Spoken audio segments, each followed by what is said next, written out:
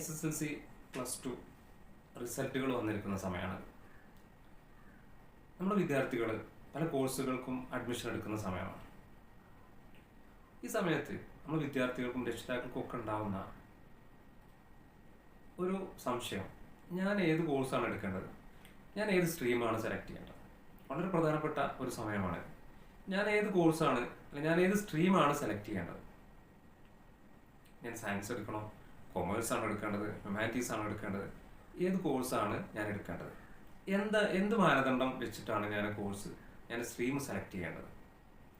ഇങ്ങനെയുള്ള ഒരുപാട് കൺഫ്യൂഷനുകൾ നിലനിൽക്കുന്ന ഒരു സമയമാണ് ഈ സമയം. ഇതിലെ വിദ്യാർത്ഥികളും രക്ഷിതാക്കളും ഒക്കെ ഒരുപോലെ കൺഫ്യൂഷൻ നേരിടുന്ന സമയമാണ്. ഇതിനെന്താണ് പരിഹാരം? എങ്ങനെയാണ് നമ്മൾ സ്ട്രീം സെലക്ട് ചെയ്യുക? എന്താണ് അതിൻ്റെ അടിസ്ഥാനം? നമുക്ക് ഫുൾ A+ കിട്ടിയതാണോ,